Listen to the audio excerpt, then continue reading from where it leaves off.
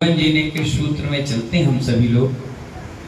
आज गुरु भक्ति आनंद की यात्रा में एक आचार्य महाराज के पास व्यक्ति आया, चंद्रकला जी।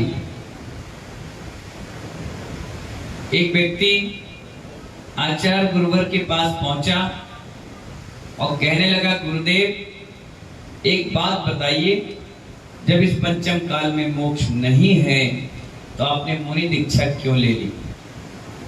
वो जवाब ही नहीं थी। पढ़ रहे थे, स्वाध्याय कर रहे थे राकेश मास्टर साहब, एक शब्द भी नहीं बोले। बहुत गंभीर है, बहुत सरल है, एक शब्द भी आंसर नहीं दिया। हो सकता है आप होते तो लड़ मरते, झगड़ जाते। आपको लगता कि किसी ने हमारे अहंकार को चोट किया, हमारे स्वाभिमान को चोट किया, लेकिन गुरुदेव बड़े सरल थे हमारे। उन्होंने चुपचाप सुनते रहे, अपने अध्ययन करते रहे।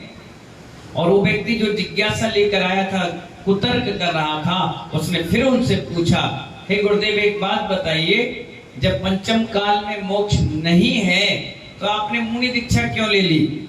आप काहे के लिए पीछे कमंडल ले लिए? उन्होंने फिर आंसर नहीं दिया, फिर चुपचाप रहे। तीसरी बार फिर उसने पूछा, गुरुदेव मेरी आप बात सुन नहीं रहे, आप ध्यान नहीं दे रहे। उन्होंने कहा, दे रहा हूं। पूछो क्या पूछ रहे हो? बोले मैं ये पूछ रहा था कि जब पंचम काल में मोक्ष नहीं है तो आपने दीक्षा काहे के लिए ले ली? क्या घर में खाने को नहीं था? क्या घर में हैरानी परेशानी थी? क्या कोई आपदा विपदा लगी थी? क्या है? बोले पहली बात सुनो, हम लोग दीक्षा स्वेच्छा से लेते हैं, मजबूरी में नहीं लेते। हमारे घर में खाने को भी है, पीने को भी है, व्यवस्था भी है, मकान भी है, खेत खलियान भी है, रुपया पैसा भी है, भरा पूरा परिवार है। कोई भी दिगंबर साधु मजबूरी में दिगंबर नहीं बनता, मजबूती से बनता है। पहली बात तो ये सुन लो। दूसरी बात, तुम ये सोचते होगे कि पंचम काल में मोक्ष नहीं है, ये बात पहले अपनी लाइन से हटा देना। बोले नहीं, पुस्तक में लिखा है। मैंने कहा हाँ, उसी पुस्तक की बात कह रहा हूं। पंचम काल में मोक्ष नहीं है उसमें लिखा है, मैं भी मानता हूं, लेकिन उसमें यह नहीं लिखा कि मोक्ष का दरवाजा बंद है। मोक्ष का दरवाजा आज भी खुला है, कल भी खुला है, परसों भी खुला है। इस पंचम काल में लेने वाले जन्म जो जीव लेंगे उनकी कैपेसिटी नहीं है वहां जाने की, इसलिए लोग अपनी बात छुपाने के लिए कह देते हैं कि मोक्ष नहीं है। आज अभी इसी वक्त विदेश क्षेत्र से कोई पवित्र आत्मा किसी कारण से, कोई विद्याधर या देव उन्हें उठाकर लाकर इस डबरा के इस मंच पर लाकर रख दे और आधे घंटे के बाद उनको मोक्ष होने वाला है, तो क्या बताओ उनको मोक्ष होगा नहीं होगा? विनय कुमार मोदी जी, नहीं होगा क्या? ये बात अलग है कि तुम्हारे अंदर वो सहनन नहीं है, इस कारण से तुम मोक्ष नहीं जा पाते। इतना पाप भी नहीं कर पाओगे कि सातवें नरक चले जाओ, और इतना पुण्य भी नहीं कर पाओगे कि सर्वार सिद्धि के देव बन जाओ। इतना पाप करोगे सिर्फ तीसरे नरक तक जा सकते हो, और इतना जबरदस्त पुण्य कर लोगे कि पंचम स्वर्ग तक जा सकते हो। इस पंचम काल में इसके आगे जा भी नहीं सकते। मोक्ष की बात तो बहुत दूर की। इस पंचम काल में जो यहाँ के जीव है कर्म भूमियों के, उनका सिस्टम ही यही बना हुआ है। वो इतना हीन सहनन है, खाएंगे खूब लेकिन तपस्या नहीं कर पाएंगे, सोएंगे खूब लेकिन दौड़ नहीं पाएंगे, कमाएंगे खूब लेकिन खर्च नहीं कर पाएंगे, रहेंगे खूब लेकिन प्रेम से नहीं रह पाएंगे, पूजा करेंगे खूब लेकिन परिणाम नहीं संभाल पाएंगे, मंदिर बनाएंगे खूब लेकिन मंदिर में पूजा नहीं कर पाएंगे। ये हीन सहनन है। ये हीन सहनन, हीन भावना छोटी सोच के कारण आता है। महानुभाव आचार्य महाराज ने कहा, वो दिख रहा है तुम्हें पेड़? बोले हाँ। किसका है? बोले आम का। अभी तुम क्या करके आए? बोले उसमें पानी देकर आए। तो क्या अभी फल लगा है? बोले नहीं, वो तो गर्मी की सीजन में आएगा। तो बोले अभी पानी क्यों दिया? बोले उससे पेड़ की जड़ें मजबूत बनेंगी, हरा भरा रहेगा, कल के दिन बोर फूटेगी, पुष्प लगेंगे, फिर उसमें कलियां आएंगी, बढ़िया आम लगेगा, जब गर्मी होगी तो हम उसे तोड़ेंगे और खाएंगे। बोले बस यही तो तुमसे कह रहे हैं कि मोक्ष मार्ग बंद नहीं हुआ है, इसका विरोध मत करो, इसका शोध करो, इसको सोचो, विचार करो कि क्या कह रहे हैं। मोक्ष मार्ग कभी ना बंद हुआ था, न किसी कहने से होगा, न कभी हो पाएगा। मोक्ष मार्ग था, है और रहेगा, अनादि से है और अनादि तक रहेगा।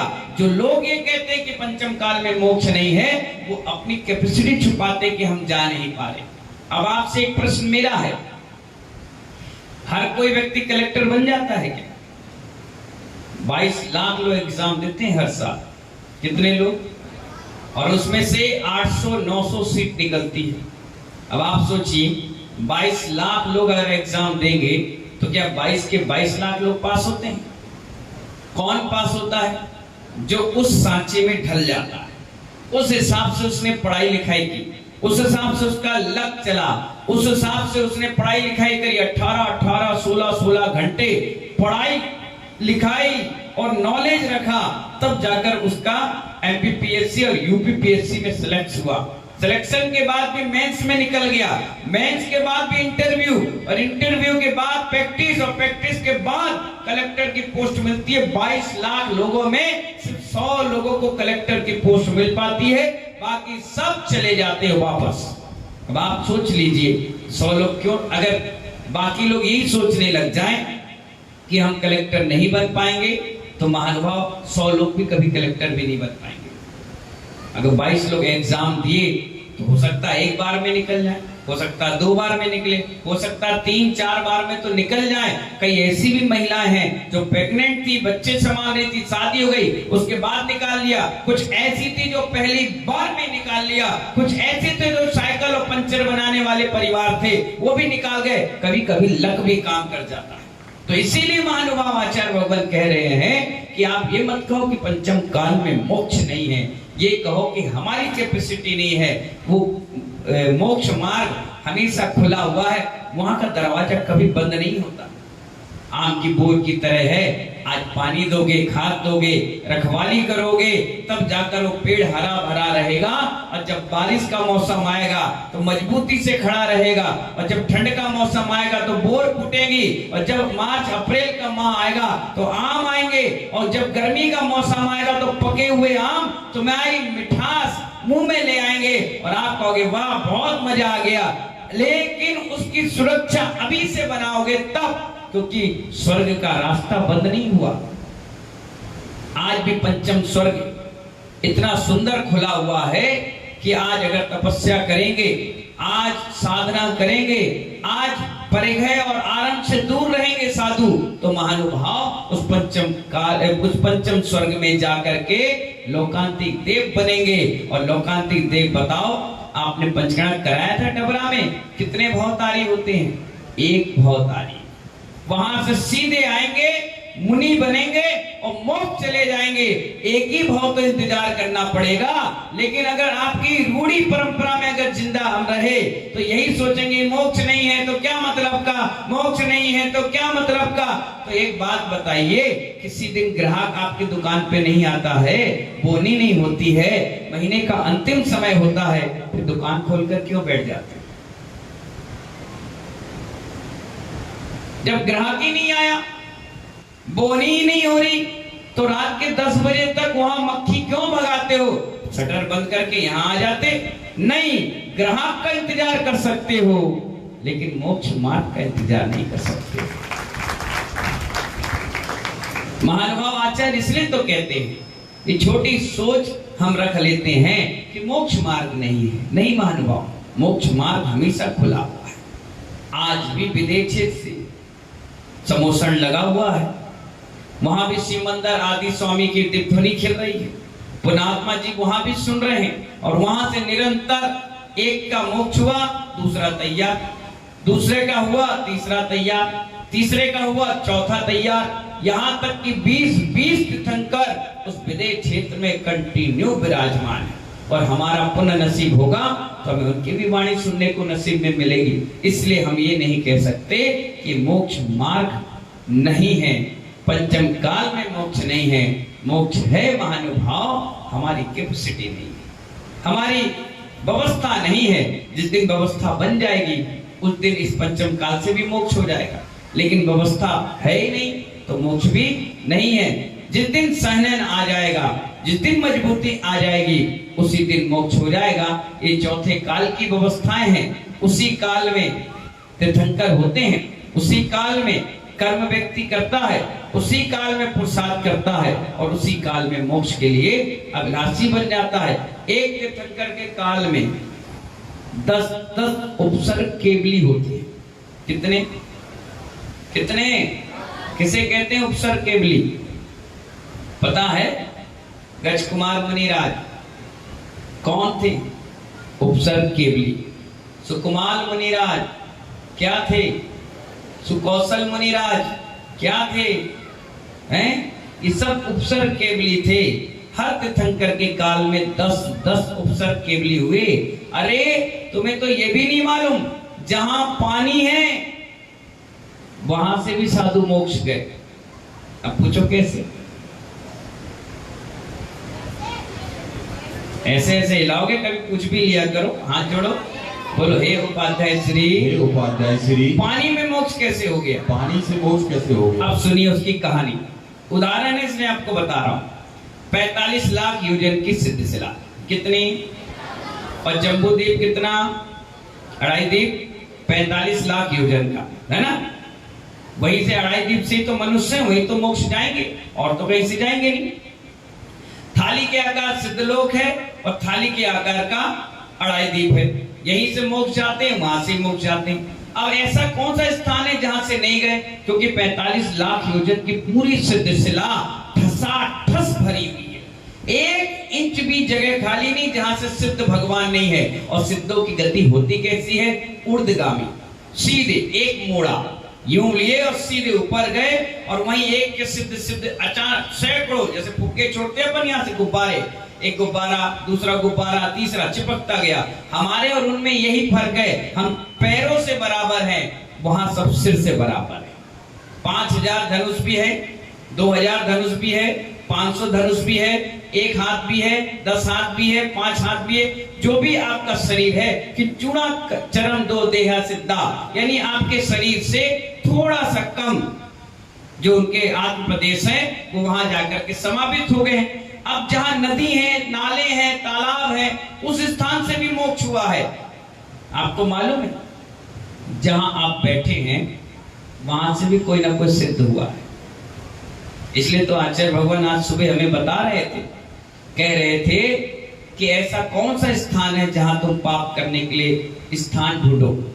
कहते हो ना मंदिर में पाप नहीं करते, जहां आप बैठे हो ना वो भी कहीं ना कहीं मंदिर था। ये बात अलग है कि आज गार्डन बन गया, आज आपने लेट बाथ बना लिया, दुकान खोल ली, मकान बना लिया, किसी ने कुछ बना लिया, कुछ बना लिया। जब आपके पास इतना बड़ा प्रश्न का उत्तर है कि ठसाठस भरे हुए हैं और सीधी उनकी गति है, तो हर जगह से मोक्ष हुआ है। सिर्फ सम्यक शिखर को मोक्ष मानने से मोक्ष नहीं होता, वो तो तीर्थंकरों की भूमि है इसलिए मोक्ष स्थल है। ये सामान केवली की भूमि है इसलिए ये भी पुण्यात्मा जीवों की निशानी है। इसलिए आप कहीं पाप करने के लिए स्थान नहीं ढूंढ सकते, हर जगह पुण्य के लिए स्थान ढूंढिए, लेकिन पाप का स्थान कोई नहीं है। आचार्य भगवान बता रहे हैं कि मुनिराज तपस्या कर रहे थे, जंगल में साधना कर रहे थे और उनकी आयु बस थोड़ी सी रह गई थी। एक देवता आया, उन्होंने देखा कि हाँ यही हमारे बहरी हैं, इन्हीं से हमारी गड़बड़ हुई थी। उसने उठाया उनको और सीधे जाके समुद्र में फेंका। जैसे ही उनने फेंका और इधर उनकी आयु केवल ज्ञान की हो रही थी, उसी समुद्र में जैसे वो गिरे और उनकी आयु पूर्ण हुई केवल ज्ञान की, सीधे वहीं से 5000 धनुष ऊपर उड़ गए। कहां उड़ गए? और ऊपर उड़ते ही ज्यादा समय नहीं लगा, केवल ज्ञान हुआ और उसमें ही उनकी आयु क्षीण हुई और सीधे उनको मोक्ष हो गया। तो पानी से भी मोक्ष हो सकता है, आप ये नहीं कह सकते नहीं हो सकता। ये पूरा सिस्टम हमारे शास्त्रों में पहले ही लिख दिया गया। पहाड़ से, गुफाओं से, कहीं से भी ऐसा कोई स्थान शेष नहीं है जहां से कोई ना कोई केवली या तीर्थंकर ने मोक्ष को प्राप्त नहीं किया है। हर एक एरिया से कोई ना कोई मुनि रहे, किसी ने, इसलिए तो कितने करोड़, कितने लाख, कितने हजार मोक्ष गए, कंटिन्यू चले भी जाते। अब सोनागिर जाके देखो कितनी सारी जगह स्थान बने हुए हैं जहाँ से हमारे मुनि राजों ने समाधि संलेखना की, सारा पवित्र स्थल है। इसलिए तो हमारे यहाँ मल की भी पूजा होती है। किसकी पूजा होती है? अब आप मन में सोचोगे मल की कैसे पूजा हो, अभी बताएं, ठीक है, ऐसा नहीं चलेगा यहाँ। हाँ बताओ, मल की पूजा होती कि नहीं होती? तुमने भी की, सबने की, कल्ले बाबा आपने भी की, विनय भैया ने भी की, हमारे गुड्डू भैया ने भी की, हमारे इनने भी की, गोल्डी ने, पवन माना ने की, नीरू, महावीर भैया, सबने की। एक ऐसा व्यक्ति नहीं जिसने मल की पूजा नहीं की कि नहीं की? हम बताएं, बताओ, पूछो। हे उपाध्याय श्री बोलो, हमने मल की पूजा कब की? अभी कहोगे, हमें तो मालूम था, हम तो जानबूझ के नहीं बोल रहे, अब भी बोलोगे। बताएं, जिस दिन भगवान को मोक्ष हुआ था तो किसको अग्नि संस्कार कर रहे थे आप? बताओ ना। नाखून और केस, नाखून और केस को क्या समझते हो? अगर आहार में आ जाए बाल तो क्या कहते हैं? मल अंतराय। क्या कहते हैं? मल का अंतराय। बाल मल की संज्ञा में है, लेकिन जैन दर्शन में उस बाल की भी पूजा की गई है। क्यों? क्योंकि वो तीर्थंकर के पूजनीय बाल है। आप देखिए केस में जो होता तो बोलियां लगती, क्यों लगती हैं? भैया कितने पवित्र आत्माओं के। इसलिए तो आपको भक्तांबर पढ़ाया कि पसीना भी औषधि है, मल भी औषधि है। यही तो पढ़ाया आपको। क्यों पढ़ाया? कि आपके अंदर ग्लानि का भाव खत्म हो जाए।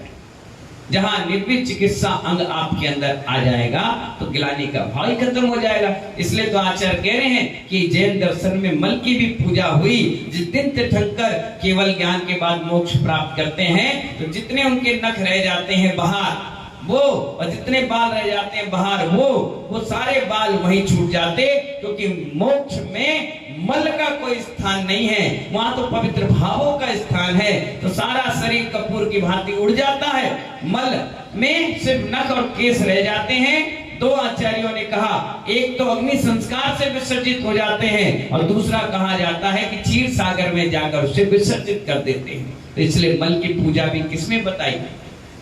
अब आपने पूजा की कि नहीं की?